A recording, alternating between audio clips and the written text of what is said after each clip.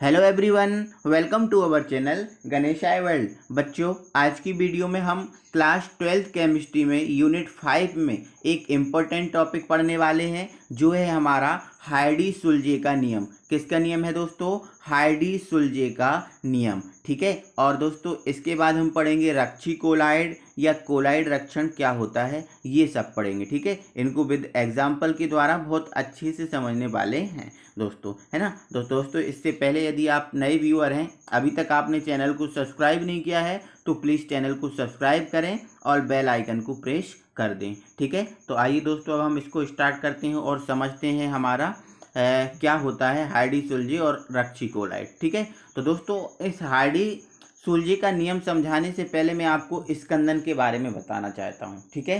तो दोस्तों, जनरली हमने देखा है कि स्कंदन क्या होता है। ठीक है। तो स्कंदन में हमने क्या पढ़ा था दोस्तों, कि जब हम कोलाइडी विलयन में कोई विद्युत अपघट्य डाल देते हैं, तो जो कोलाइडी विलयन है वो उसमें उपस्थित जो भी विलेय और विलायक होते हैं वो अपने अलग अलग हो जाते हैं। ऐसा आपने पढ़ा था, है ना। जैसे मान के चलो, ये दूध है, ये पात्र है, इसमें मैंने क्या ले लिया? दूध ले लिया। ठीक है। अब इस दूध में मैंने एक कोई विद्युत अपघट्य डाल दिया, और विद्युत अपघट्य के रूप में मान लेते हैं दोस्तों मैंने नींबू डाल दिया। ठीक है। तो जैसे ही मैं इसमें नींबू डालूंगा, तो इस दूध में उपस्थित बसा और तेल, सॉरी, दूध में उपस्थित बसा और जल, क्योंकि बसा को ही हम तेल बोलते हैं। ठीक है। तो दूध में उपस्थित बसा और तेल अलग अलग हो जाते हैं, है ना। इनका अलग अलग होना मतलब क्या? अपक्षेपण हो गया। ठीक है। तो अपक्षेपित हो जाते हैं। तो इस पूरी प्रक्रिया को हम क्या बोलते हैं? स्कंदन बोलते हैं। क्या बोला मैंने? जब हम किसी कोलाइडी विलयन में कोई विद्युत अपघट्य डाल देते हैं, तो उस कोलाइडी विलयन का अपक्षेपण हो जाता है। मतलब उस कोलाइडी विलयन में विलेय और विलायक अलग अलग हो जाते हैं। इस प्रक्रिया को हम क्या बोलते हैं? स्कंदन बोलते हैं। ठीक है। जैसे दूध में हमने नींबू नामक विद्युत अपघट्य डाला, है ना, तो दूध में उपस्थित वसा और जल दोनों अलग अलग हो गए, मतलब इसका अपक्षेपण हो गया। तो ये पूरी प्रक्रिया क्या है? स्कंदन की प्रक्रिया। समझ में आपको आया? क्या है स्कंदन की प्रक्रिया? तो स्कंदन तो आप समझ गए। ठीक है। अब चलो, स्कंदन के बारे में हम थोड़ी सी और बात करते हैं, उसको देखो। ठीक है। तो दोस्तों, मान लिया मैंने एक ये पात्र है, इस पात्र में मैंने कोई कोलाइडी विलयन डाल दिया, कोई कोलाइडी विलयन ले लिया। ठीक है। और इस कोलाइडी विलयन में मैंने सबसे पहले एक NaCl विद्युत अपघट्य डाला। ठीक है। तो NaCl विद्युत अपघट्य डाला, तो जो कोलाइडी विलयन है दोस्तों, इस कोलाइडी विलयन का अपक्षेपण 5 मिनट में हुआ। कितने मिनट में? 5 मिनट में हुआ। समझ में आपको आ रहा है? मतलब इसका स्कंदन कितने मिनट में हुआ? 5 मिनट में हुआ। और स्कंदन को ही क्या बोलते हैं? अपक्षेपण। और अपक्षेपण क्या है? विलेय और विलायक को अलग करना। ठीक है। तो इस कोलाइड विलयन का अपक्षेपण कितने मिनट में हुआ? 5 मिनट में हुआ। ठीक है। अब इस बार मैं दोस्तों इस कोलाइडी विलयन में MgOH का होल ट्वाइस डाल रहा हूँ। ठीक है। समझ रहा आप बहुत अच्छे से? ठीक है। तो मैंने MgOH का होल ट्वाइस डाला दोस्तों, तो इस कोलाइडी विलयन का स्कंदन 2 मिनट में हुआ। कितने मिनट में हुआ? 2 मिनट में हुआ। अब देखना, NaCl डाला तो 5 मिनट लगे, MgOH का होल थ्राइस को डाला तो 2 मिनट, सॉरी, होल ट्वाइस को डाला तो 2 मिनट लगे। और दोस्तों, मैं अब इसमें डाल रहा हूँ AlOH का होल थ्राइस, मतलब एल्यूमिनियम हाइड्रोक्साइड। तो एल्यूमिनियम हाइड्रोक्साइड डाला दोस्तों, तो इस जो कोलाइडी विलयन है इसका स्कंदन केवल 30 सेकंड में हो गया। मतलब इसका अपक्षेपण विलेय और विलायक केवल 30 सेकंड में अलग अलग हो गए। तो दोस्तों, मैंने देखा कि जब NaCl डाला तो इसके स्कंदन में 5 मिनट लगा, MgOH डाला तो इसके स्कंदन में 2 मिनट लगा, और AlOH का होल थ्राइस डाला तो इसके स्कंदन में क्या लगा? केवल 30 सेकंड। तो इसका मतलब ये है दोस्तों कि जो Al मतलब एल्युमिनियम हाइड्रोक्साइड है, इसकी स्कंदन जो शक्ति है वो सबसे ज़्यादा है। अब स्कंदन शक्ति सबसे ज़्यादा है, इसलिए तो सबसे ज़्यादा इसका स्कंदन हुआ। जब सबसे कम समय में इसका स्कंदन हो गया ना, जैसे किसी बंदे में ज़्यादा ताकत है, किसी बंदे में ज़्यादा ताकत है तो वो क्या करता है, बड़े पत्थर को उठा सकता है, मतलब उसकी शक्ति ज़्यादा है तो बड़े पत्थर को उठा सकता है। अब कोई कमज़ोर व्यक्ति से बोल दे कि भाई इसको उठाओ, तो वो प्रैक्टिस करेगा 2 4 10 दिन, तब तो उठा पाएगा। ठीक है, तो इसकी स्कंदन शक्ति मतलब क्या है, ज़्यादा है। और सबसे कम स्कंदन शक्ति क्या है, इसकी है। और उससे ज़्यादा इसकी, और फिर सबसे ज़्यादा किसकी, एल्यूमिनियम हाइड्रोक्साइड की। ठीक है, तो दोस्तों स्कंदन शक्ति ज़्यादा, स्कंदन शक्ति किसकी है, इसकी ज़्यादा। ठीक है, तो दोस्तों इसी स्कंदन शक्ति को समझाने के लिए, इसी स्कंदन शक्ति को समझाने के लिए हाइडी सुलजे नामक वैज्ञानिक ने अपना एक नियम दिया था, जिसे उसने कहा हाइडी सुलजे का नियम। अब ये नियम तो दे दिया, लेकिन अपने नियम में कहा क्या उसको समझो। तो दोस्तों इन्होंने अपने नियम में क्या कहा था कि जो स्कंदन शक्ति होती है, कोई भी कोलाइडी विलयन होता है, उसकी जो स्कंदन शक्ति होती है वो संयोजकता पर निर्भर करती है। किस पर, संयोजकता पर। तो जी हाँ, कैसे भाई, देखो हमने देखा दोस्तों AlOH की होल्थराइज की स्कंदन शक्ति सबसे ज़्यादा है और NaCl की जो स्कंदन शक्ति है वो सबसे कम है। कारण क्या है, देखो NaCl में दोस्तों Na की संयोजकता कितनी होती है, 1+ होती है। MgOH का होल्थराइज में Mg की संयोजकता कितनी होती है, 2+ होती है ना। अब AlOH के होल्थराइज में Al की संयोजकता कितनी होती है, 3+ होती है। तो देखो इसकी संयोजकता क्या है, 3+, तो इसकी स्कंदन शक्ति क्या होगी, सबसे ज़्यादा।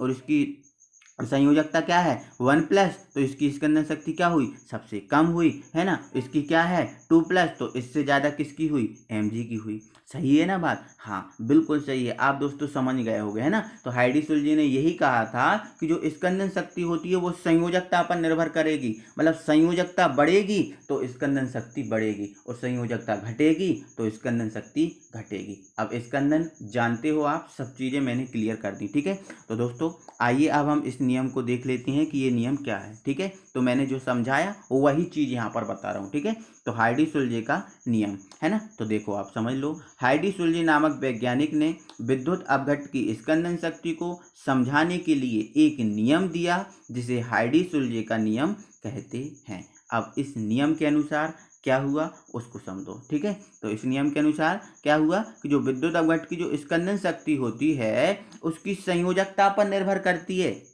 अब संयोजकता तो मैंने आपको बता दिया, संयोजकता पर निर्भर करती है।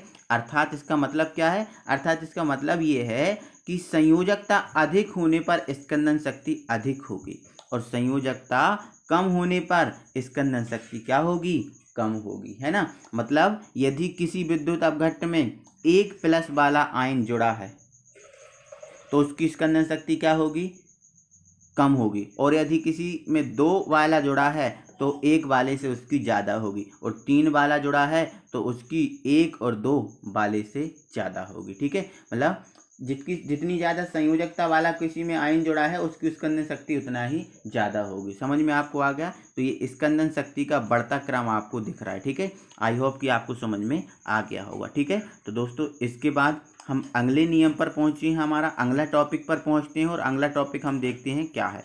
तो दोस्तों अगला टॉपिक है हमारा रक्षी कोलाइड या कोलाइड रक्षण। अब दोस्तों ये वाला टॉपिक हमें नाम से ही समझ में आ रहा है, रक्षी कोलाइड या कोलाइड रक्षण। ठीक है, तो मतलब जो कोलाइडों की रक्षा करता है, जो कोलाइडी विलयन है उन कोलाइडी विलयनों की रक्षा करता है, उसे हम बोलते हैं रक्षी कोलाइड।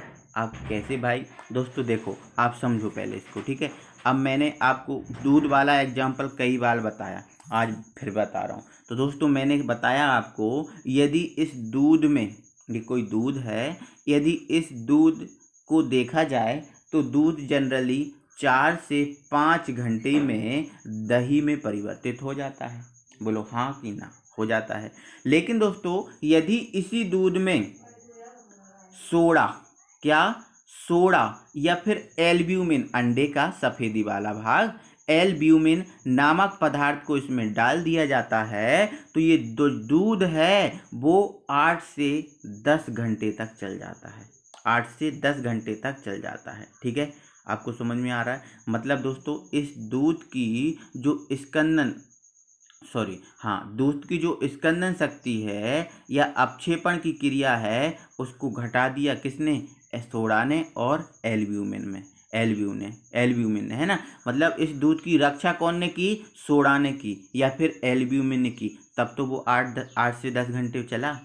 समझ में आ रहा है आपको? ठीक है, तो यहाँ पर सोडा और एल्ब्यूमिन क्या हुए? रक्षा करने वाले हुए। तो ये चीज़ क्या है? रक्षी कोलाइड। क्या है? रक्षी कोलाइड। तो आइए अब हम इसकी परिभाषा को समझ लेते हैं। क्या है परिभाषा, उसको समझो। ठीक है, तो देखो, ऐसी कोलाइड जो अपनी उपस्थिति से, अगर खुद उपस्थित होकर कोलाइडी विलयन के स्कंदन को कम कर देते हैं। भाई दूध में सोडा डाला तो उसका स्कंदन कम हो गया। अब वो स्कंदन कम हो गया तो पहले वो 4 से 5 घंटे चल रहा था, अब वो कितना चल रहा है? 8 से 10 घंटे। उसका स्कंदन कम हुआ तब तो चल रहा है। ठीक है, तो ऐसी कोलाइड जो अपनी उपस्थिति से कोलाइडी विलयन के स्कंदन को कम कर देते हैं या फिर रोक देते हैं, है ना। तो सोडा कम ही कर पाएगा, रोक तो नहीं पाएगा। ठीक है, कम कर देते हैं या रोक देते हैं, तो इन्हें हम क्या बोलते हैं? रक्षी कोलाइड। क्या बोलते हैं? रक्षी कोलाइड, है ना। अब इसका एग्जाम्पल समझो। तो दोस्तों एग्जाम्पल हमने द्रवरोधी और द्रव स्नेही से लिया है। तो द्रवरोधी और द्रव स्नेही को 1 सेकंड में समझ लो, है ना।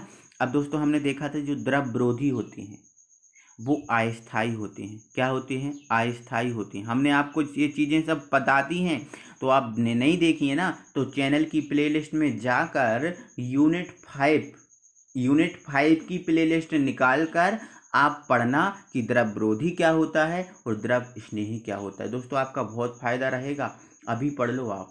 ठीक है, चलो इसके बाद आप देखना चाहते हो तो चैनल की प्लेलिस्ट में आपको मिल जाएंगे, आप देख सकते हो। ठीक है, तो दोस्तों क्या द्रवरोधी कोलाइड कैसे होते हैं? अस्थायी। अब भाई ये अस्थायी क्यों होते हैं? दोस्तों अस्थायी इसलिए होते हैं क्योंकि इनका क्या हो जाता है? अपक्षेपण हो जाता है। अपक्षेपण हो जाता है मतलब इसमें से विलेय और विलायक हैं वो अलग हो जाते हैं। विलेय और विलायक अलग हो जाते हैं। ठीक है, तो द्रवरोधी कोलाइड कैसे होते हैं? अस्थायी। अब द्रव स्नेही की बात करें तो जो द्रव स्नेही कोलाइड होते हैं दोस्तों वो कैसे होते हैं? स्थायी होती हैं। क्या होते हैं? स्थायी। मतलब इनका जो अपक्षेपण है वो अपक्षेपण नहीं होता। अपक्षेपण नहीं होता ना भाई, इसलिए तो ये कैसे होते हैं? स्थायी होते हैं। आपको पता है, ये चीज़ें मैंने बता दी आपको क्यों स्थायी होते हैं और क्यों स्थायी नहीं होती, ये चीज़ें सब क्लियर कर दी। ठीक है, तो दोस्तों क्या है, देखो द्रवरोधी एग्जाम्पल बता रहा हूँ। तो द्रवरोधी कोलाइडी विलयन में, अब द्रवरोधी कोलाइडी विलयन में यदि द्रव स्नेही कोलाइडी विलयन, अब द्रव स्नेही के एग्जाम्पल भी बताए थे, जैसे गोंद हुआ, स्टार्च हुआ, ये है ना। तो द्रवरोधी कोलाइडी विलयन में यदि हम द्रव स्नेही कोलाइडी विलयन मिला दें तो जो द्रव स्नेही कोलाइड है वो द्रव स्नेही कोलाइड विद्युत अपघट्ट द्वारा द्रवरोधी कोलाइड को अपक्षेप में परिवर्तित होने से रोकता है। मतलब यदि हम द्रवरोधी कोलाइड, अब द्रवरोधी क्या होता है उसका एग्जाम्पल ही बता रहा हूँ, है ना। अब द्रवरोधी कोलाइड जैसे दोस्तों हाँ, जैसे हाँ गोल्ड का विलयन है ना, या आयरन का विलयन मान लेते हैं, ये आयरन का विलयन है। ठीक है, आयरन का क्या है? कोलाइडी विलयन है। ठीक है, अब ये द्रवरोधी है। अब द्रवरोधी है मतलब इसका स्कंदन हो जाता है। ठीक है, अब आयरन का विलयन ले लिया मैंने। ठीक है, तो ये क्या है? इसका स्कंदन हो जाता है। लेकिन दोस्तों यदि मैं इसमें गोंद, क्या इसमें गोंद मिला दूं, अब गोंद क्या है? द्रव स्नेही है, तो इसमें मैंने गोंद मिला दिया तो दोस्तों जो द्रवरोधी कोलाइड मतलब Fe का जो विलयन है जिसका स्कंदन जल्दी हो जाता था, अब गोंद को मिला दिया तो इसका स्कंदन है ना, स्कंदन रुक जाएगा या फिर होगा ही नहीं या फिर कम हो जाएगा। क्यों?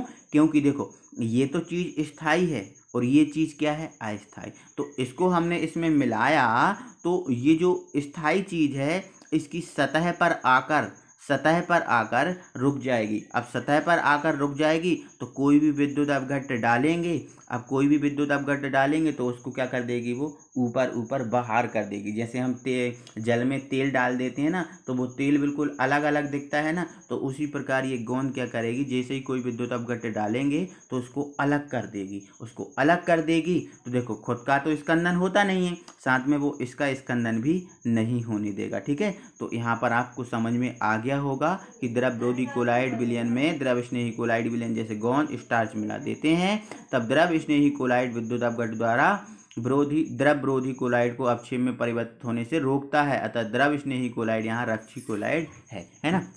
अब बहुत अच्छे से समझ गए होंगे, मुझे लगता है ऐसा। ठीक है, तो दोस्तों बस आज की वीडियो में इतना ही। दोस्तों वीडियो पसंद आई है तो वीडियो को लाइक करें, और यदि आप नए व्यूअर हैं तो चैनल को सब्सक्राइब करें और अपने दोस्तों लोगों को भी शेयर करें ताकि उन लोग का भी फ़ायदा हो। Thank you very much.